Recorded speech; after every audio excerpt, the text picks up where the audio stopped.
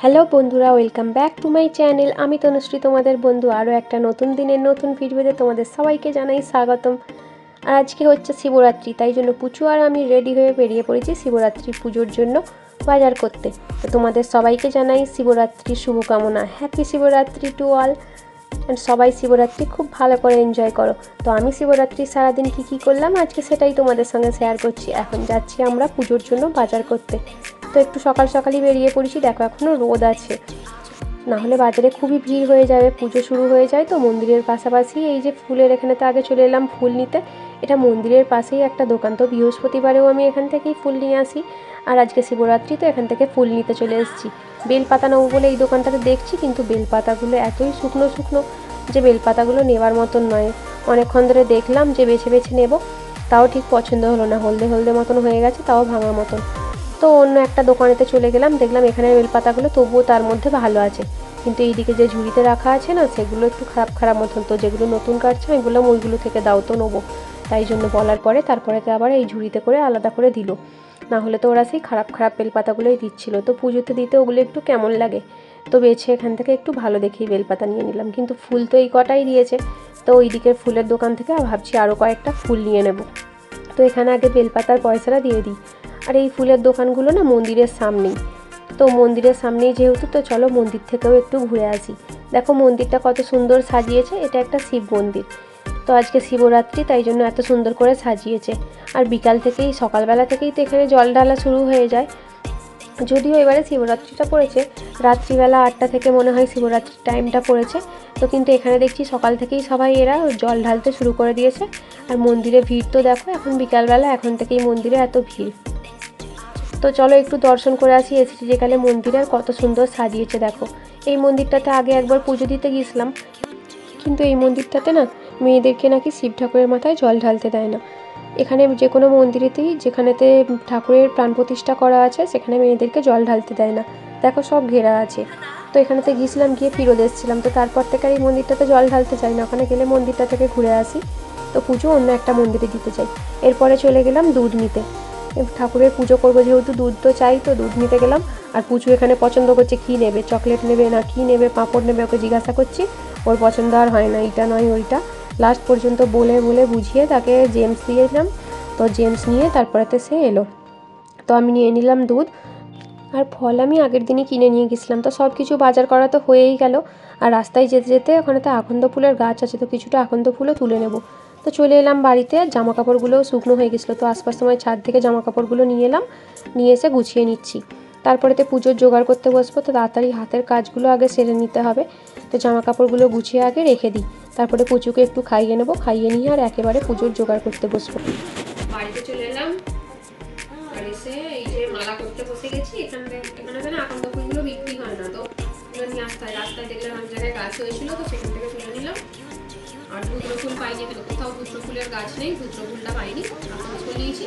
মন্দিরের সামনে বিক্রি হচ্ছে এই যে খালি গাঁদা ফুল আর গোলাপ ফুল এইসবই বিক্রি হচ্ছিল, কয়েকটা খালি আকন্দ ফুল তুলে নিয়ে এসেছি।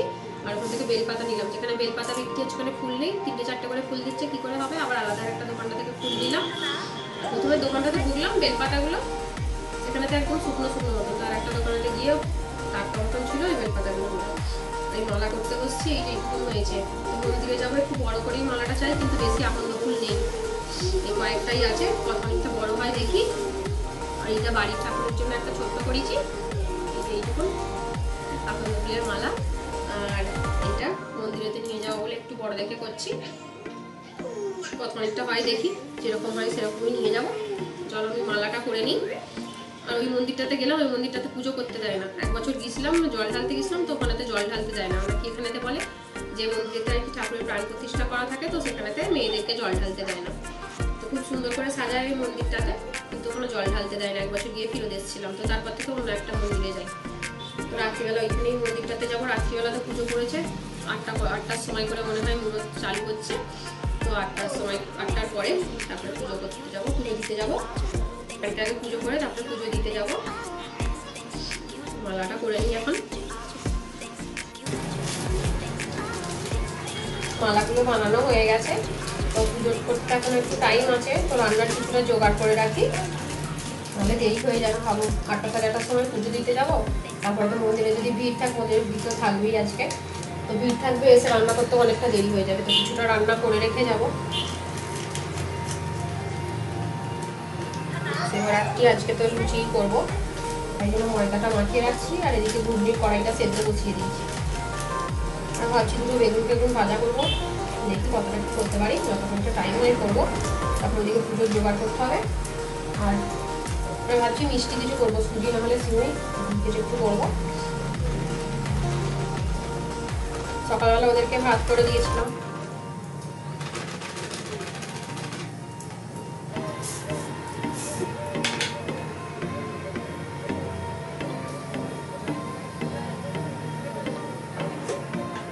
মাখিয়ে আর ঘুগনিটা করে নেবো, তারপরে যেটা বাকি থাকবে কিছু করবো। লুচিটা তো গরম গরমই খেতে ভালো লাগে, লুচিটা এসে ভাজবো, লুচি এখন করবো না।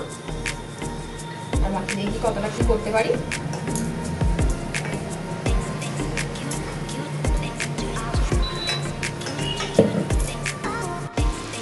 এদিকে বেগুন ভাজাগুলোও হয়ে গেল। আজকে আর গোল গোল করে বেগুন ভাজিনি, লম্বা লম্বা করে অনুষ্ঠান বাড়িতে যেরকম বেগুন ভাজে সেরকম ভাজছি। তো লুচি দিয়ে এরকম বেগুন ভাজা আমার খুব ভালো লাগে, তো তাই জন্য এইভাবে বেগুন ভাজলাম। আমাদের বাড়িতে বেগুন ভাজাটা আমিই বেশি পছন্দ করি। তো এই যে বেগুন ভাজা হয়ে গেছে, ঘুগনি হয়ে গেছে, আর এদিকে সুজিটাও হয়ে গেছে, আর ওদিকে ময়দাটাও আমি মাখিয়ে নিয়েছি, ময়দা মাখানো হয়ে গেছে। তো চলো যাই এবার রেডি হতে। কাজকর্ম মোটামুটি মিটে গেছে, দুটো শাড়ি বার করেছি, দুটোই অফ হোয়াইট কালারের। ওই শাড়িটা পরে বুঝতে পারছি না, যে কোনো একটা পরে নিই, পরে রেডি হয়ে নিই, গিয়ে তারপরে পুজোটা করে তারপরে বাইরে ওখানে মন্দিরে পুজো দিতে যাবো। তো চলো আমি রেডি হয়ে নিই, তারপরে কথা বলছি। হয়ে গেছি রেডি, দেখো এই শাড়িটা পরলাম, এটা এই কটন জামদানি, আগে দেখিয়েছিলাম তোমাদের জামদানি কালেকশনে। তো সিল্কেরটা আর পরলাম না, গরম গরম হয়ে আছে, গরম লাগছে, তো এই শাড়িটা পরলাম। রেডি হয়ে গেছি, কেমন লাগছে কমেন্টে অবশ্যই জানাবে। চলো ঘরের পুজোটা করে নিই, তারপরে যাবো বাইরে।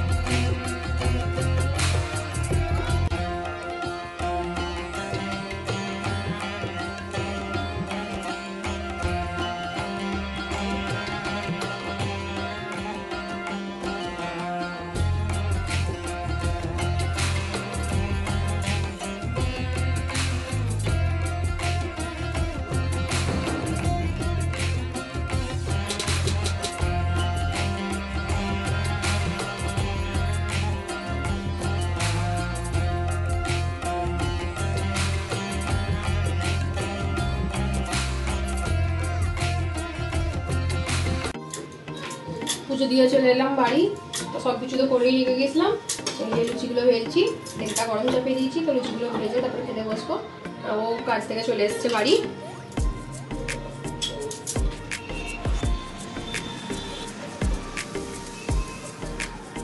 এদিকে আমাদের ফুলকো ফুলকো লুচিও হয়ে গেল রেডি।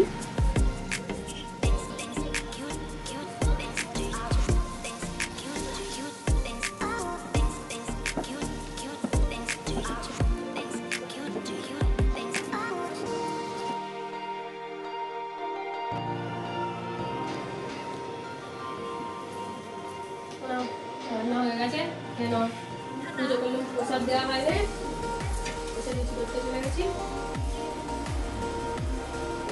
প্রসাদটা কেন তারপরে লুচিটা খাও।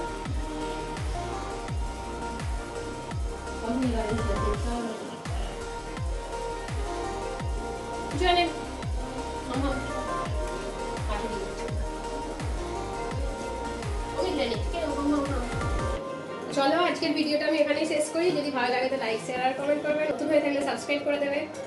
চলো দেখা হচ্ছে নেক্সট ভিডিওতে।